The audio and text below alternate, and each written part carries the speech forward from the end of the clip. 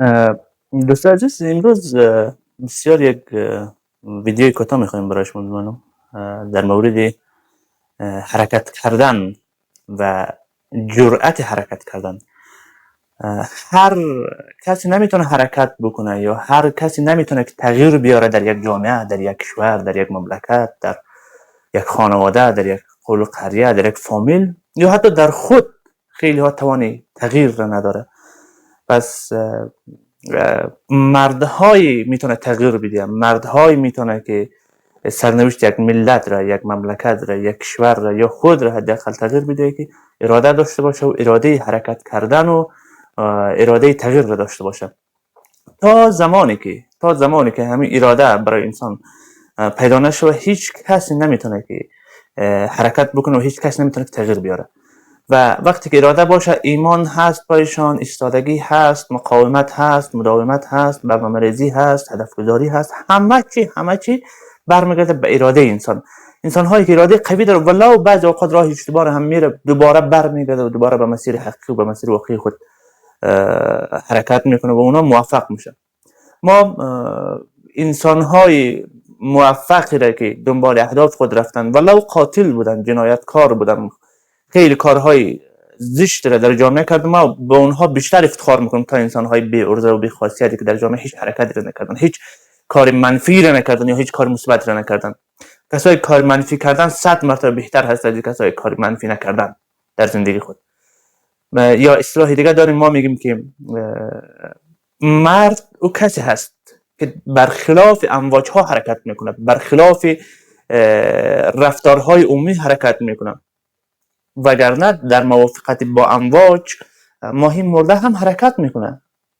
پس ما برای ماهی زنده میگیم، برای ماهی میگیم اراده داره، برای ماهی میگیم حرکت میکنه که برخلاف امواج ها حرکت میکنه، برخلاف امواج دریا و بحرها و اقیانوس ها حرکت میکنه. هر ماهی مرده موافق با امواج دریا حرکت میتونه، اصلا بحث نیستی. پس ما هر حرکت کردن را نمیتونیم که بگیم اراده داره برای تغییر، بلکه اونها ابزارش ده برای کسای دیگه که داره اهداف اونها را پیش میبره.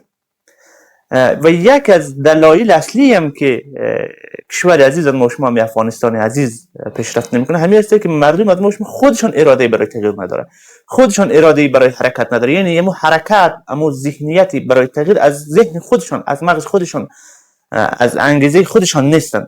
یک کسی دیگه دیکته کرده برایشون برو این کار را انجام بدی. مردم از ما بسیار خاصیت و امو رویه کارمندی را داره، بیشتر دوست داره کسی براش فرمان بده، کسی براش دستور بده، تا اینکه مثلا خودشون یک کار را به انگیزه خود، به اراده خود، به تصمیم خود حرکت بکنه و یک کار را انجام بده. پس اگر بخوایم ما شما با موفقیت های عظیم دست بیابیم، نام از ما شما در تاریخ ثبت شه و ما شما صاحب جایگاه و عظمت شیم، باید خود ما راه خود را پیدا بکنیم و حرکت بکنیم. اراده برای تغییر داشته باشیم، دنبال حرف مردم نباشیم که مردم چی میگن.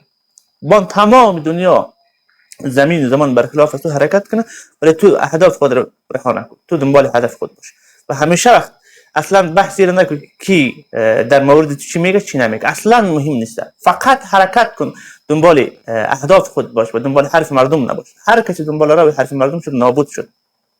یک اصطلاح داشتیم که همرنگ جماعت باش. نه، ما کاملا برخلاف این حرف هستم. اگر دنبال هدف خود باش اصلا مهم نیست که جماعت و مملکت و مردم و ملت بکنم سمسورانه، اصلا مهم نیست. تو فقط هدف خود را دنبال روشن باش و دنبال هدف خود باش.